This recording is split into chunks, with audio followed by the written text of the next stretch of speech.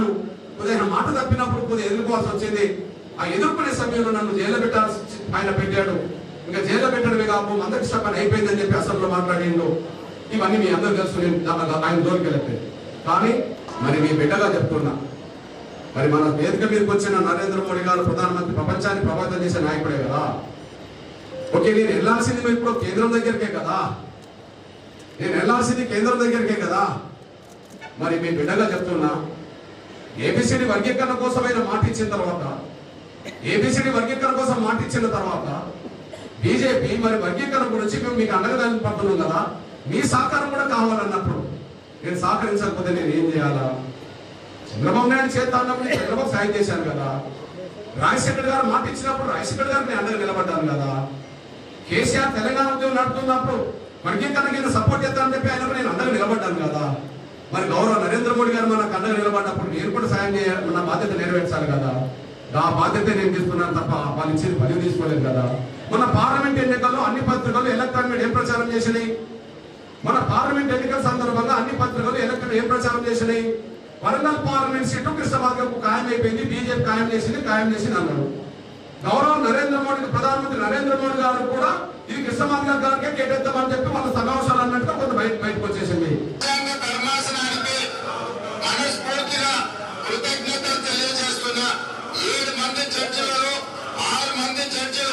రాష్ట్రాలకు ఏబిసిడి వర్గీకరణ చేయడానికి అనుమతించింది.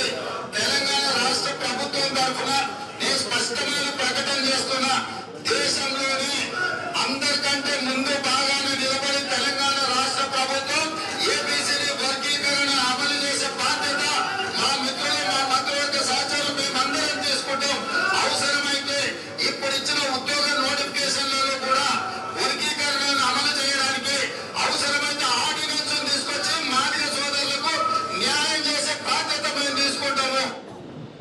ఎవరు లేరు దళితుల్లో, వాళ్ళు ఒంటరి వాళ్ళే, స్వార్థపరు. సమాజం మొత్తం అన్ని కులాలు వర్గీకరణ కోరుతున్నాయి, ఒక కులం వాళ్ళకి అండగలేదు. మూడోది, కమిషన్లన్నీ వర్గీకరణకు అనుకూలం, పార్టీలన్నీ వర్గీకరణకు అనుకూలం, రాష్ట్రపతుల వర్గీకరణకు అనుకూలం, ప్రధానమంత్రుల వర్గీకరణకు అనుకూలం, సుప్రీంకోర్టుల వర్గీకరణకు అనుకూలం, అందరు అనుకూలమే. అయినా ఆప్తామంటాను. అయితే ఆపే శక్తి వాళ్ళకి ఎలా వచ్చింది ఇక్కడ గమనించాయి. ఆపే శక్తి ఎలా వచ్చింది? అన్ని పార్టీలో మాలలు ఉన్నమాట నిజమే, కానీ కాంగ్రెస్ లో మాలలు బలపడ్డారు అనేసి మీరు మర్చిపోతారు సార్. మొదటి నుంచి కాంగ్రెస్ లో మాలలు బలపడ్డారు. ఇప్పుడు విషయాన్ని పోదాం. నా సోదరులారా, ఎస్సీ రిజర్వేషన్ల వర్గీకరణ ఉద్యమం, తెలంగాణ రాష్ట్ర ఉద్యమం రెండు న్యాయమైన పోరాటాలు. ఆంధ్రప్రదేశ్లో మేము కలిసి ఉంటే నష్టపోతున్నాం, తెలంగాణ రావాలని మనం పోరాటం చేశాం. ఉమ్మడి రిజర్వేషన్ల విధానం వల్ల మాదిగలకు అన్యాయం జరిగింది, మాకు ఏబిసిడి జరగాలని మనం పోరాటం చేస్తున్నాం. లేదు, తెలంగాణ అంగీకరించమని చెప్పి సమాఖ్యాంధ్రవాదులు ఎట్లయితే మనకు అడ్డం పడ్డారో, ఎస్సీ వర్గీకరణ జరగనేమని చెప్పి దళితులందరం కలిసి ఉండాలని చెప్పి ఉమ్మడి ముసుగులు మనం దోపిడీ చేయడానికి మాలలు అడ్డం పడుతున్నారు. సమాఖ్యాంధ్రవాదులు చేసిన పనే మాలలు చేస్తుంటారు. ఇక్కడ సమాఖ్యాంధ్రులు చేసిన పనే ఇక్కడ మాలలు చేస్తున్నారు. అవును, కలిసి ఉండండి, మేము దోచుకుంటాము అని, కలిసి ఉంటామని దోచుకుంటామని అన్నారు సమాఖ్యాంధ్రవాదులు అన్నారు. కలిసి ఉంటే నష్టపోయినామని మనం తెలంగాణ వాళ్ళం అన్నాం. కలిసి ఉంటే మేము దోచుకుంటామని వాళ్ళు అంటారు. కలిసి ఉంటే నష్టపోయినాం కాబట్టి మా మాట మా కావాలని మాదిగలు అంటారు. తెలంగాణ రాష్ట్ర ఉద్యమం ఎంత న్యాయమైందో ఎస్సీ వర్గీకరణ ఉద్యమం అంతే న్యాయమైందని చెప్పి సమాజం ఎంఆర్పిఎస్ ఉద్యమం మొదలు కాక ముందు మన బలహీన వర్గాలకు నేతగా మన ఆర్కెస్ట్రా చాలా గొప్ప నాయకుడు.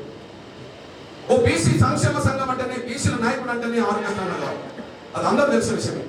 నేను ఇప్పటికీ ఆయన గౌరవిస్తాను, చేసేంత కాలం చేసేటువంటి. అయితే ఒక 10 ఏళ్లలో ఆయన ఒంటి మీద 4 గంటలు వచ్చినాయి. ఆ మద్దతు ఇచ్చిన సమయంలో చంద్రబాబు నాయుడు గారు నాకు ఒక ఆలోచన చేశాడు. కృష్ణ, నువ్వు నాకు మద్దతు ఇస్తున్నావు కదా, నేను నీకు టికెట్ ఇస్తున్నా, తీసుకో అన్నాడు. అది పెద్దపల్లి పార్లమెంట్ టికెట్.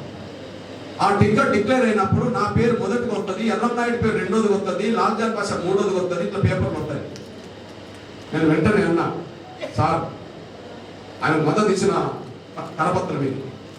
సార్ నాకు కావాల్సింది ఏబిసిడి సార్, నాకు కావాల్సింది ఎంపీ కాదు సార్, నా వాళ్ళకి తెలుసుకోవాలని చెప్పారు. నాకు టీడీపీ కాంగ్రెస్ ఇతర పార్టీలు నాకు ముఖ్యంగా అవుతుంది, నా జాతి బిడ్డల భవిష్యత్తు కోసం నిర్ణయించుకోవాలి. ఈ బిడ్డగా నేను చెప్తున్నాను, పోనీ నాకు కేసీఆర్తో పరిచయాలు లేవా, కేసీఆర్తో సంబంధాలు లేవా? మరి అదే కేసీఆర్ గారు ఆమోదం చేస్తే నేను అండగా నిలబడ్డాను కదా. ఆయనకు నిమ్మరసం ఇవ్వడంలో ఆ రాత్రి పూట ఆయనకు నిమ్మరసం ఇవ్వడంలో ఎక్కువ రిస్క్ తీసుకున్నది జయశంకర్ గారు, నేనే అనేసి కూడా మీరు తీసుకుంటున్నాను. కాకపోతే ఆయనతో ఒక 2 విషయాలు ఘర్షణ వచ్చింది. ఎంత ముఖ్యమంత్రి అన్న కాడ మాట నిలబెట్టుకోకపోవడం వల్ల, 3 ఎకరాల భూ పంపిణీ ఆయన చేయకపోవడం వల్ల ఆయన మీద నేను పోరాటం చేయాలి. మొదటి నుంచి కాంగ్రెస్ లో మాట్లాడుతున్నా. అనుకూలంగా వస్తున్నామో అమలు చేసుకున్నారు, వాళ్ళకి అనుకూలంగా వస్తున్నామో అమలు చేసుకున్నారు, వాళ్ళకి వ్యతిరేకంగా వస్తున్నామో అమలు అడ్డుకుంటారు. అమలు చేస్తానన్నారు. రేవంత్ రెడ్డి గారు ఏం చేస్తున్నారు? ఇప్పుడు రేవంత్ రెడ్డి గారి గురించి మాట్లాడుతున్నారు. వ్యక్తిగతంగా నా సోదరులాగా రేవంత్ రెడ్డి గారు అనుకూలం, సాక్ష్యం ఉన్నాయి. కానీ కాంగ్రెస్ లో మాలల ఒత్తిడికి తలకి వర్గీకరణ జాప్యం చేయడానికి అయిన ప్రయత్నం చేస్తారు. సుప్రీంకోర్టులో నేను బయటకు వచ్చి విలేకరులతో మాట్లాడుతున్న క్రమంలోనే సోదరులు ముఖ్యమంత్రి రేవంత్ రెడ్డి గారు అసెంబ్లీలో మాట్లాడింది. ఎస్సీ వర్గీకరణ స్వాగతిస్తున్నాను, భారతదేశంలో అందరికంటే ముందు ఎస్సీ వర్గీకరణ అమలు చేస్తామని చెప్పేశారు అసెంబ్లీలో. అంతకంటే ముఖ్యంగా గత నోటిఫికేషన్లు కూడా వర్గీకరణ వర్తింపజేస్తాము అని అన్నాడు. ఆర్డినెన్స్ తీసుకొచ్చి తొందరగా న్యాయం చేస్తామన్నాడు. నేను సంతోషించా, ఆయనను అభినందించా, జాతి కూడా సంతోషించింది. ఒకవైపు సుప్రీంకోర్టు తీర్మానానికి అనుకూలంగా వర్గీకరణ వర్తింపజేస్తాను, ఆయన ఎందుకు వర్గీకరణ జరగకుండానే ఉద్యోగాలన్నీ భర్తీ చేసుకుంటున్నాడు? దానికి కారణం ఎప్పుడైతే రేవంత్ రెడ్డి గారు ప్రకటన చేసిందో ఆ ప్రకటనను తీసుకెళ్లి మల్లికార్జున ఖర్గే చెప్పారు. ఆయన కాంగ్రెస్ పార్టీ జాతీయ అధ్యక్షుడు మల్లు రవి కుటుంబం, మల్లు భట్టి విక్రమార్క, వెంకటసారి కుటుంబం వీళ్ళందరూ కలిసి ఢిల్లీకి వెళ్ళి రేవంత్ రెడ్డి గారు ఎట్టి పరిస్థితుల్లో ముందడుగేయకుండా ఎట్లా మీరు ఆపండి అని చెప్పి ఆయనతో చెప్తే డైరెక్ట్ మల్లికార్జున ఖర్గే మాట్లాడకుండా జాతీయ కాంగ్రెస్ పార్టీ ప్రధాన కార్యదర్శి ఎవరైతే ఉన్నారో కేసీ వేణుగోపాల్, ఆ వేణుగోపాల్ ఒక స్టేట్మెంట్ ఇచ్చాడు. వెంటనే ఏమని ఇచ్చిండు? ఎస్సీ వర్గీకరణ విషయంలో కాంగ్రెస్ పార్టీ అధిష్టానం ఒక నిర్ణయం తీసుకునేంత వరకు ఏ ప్రభుత్వం ముందడుగేయచ్చు, ఇంక్లూడింగ్ ఇది రేవంత్ రెడ్డి కూడా వర్తింపజేస్తుంది మాట అని చెప్పేశాడు. అంటే రేవంత్ రెడ్డి గారికి కాళ్లకు చేతులకు బంధాలు ఎవరి కోసం స్టేట్మెంట్ ఇచ్చినట్టు కదా, ఇంక్లూడింగ్ రేవంత్ రెడ్డి గారు అని అన్నాడు. అంటే మీ బిడ్డగా ఎస్సీ వర్గీకరణ విషయంలో కాంగ్రెస్ అధిష్టానం ముఖ్యమంత్రి ఇవాళ మాలల కబంధ హస్తాల్లో ఉన్నది అన్నట్టుగా స్పష్టంగా కనిపిస్తున్నది. Like, share and subscribe to Saira TV. ఓ సైరా.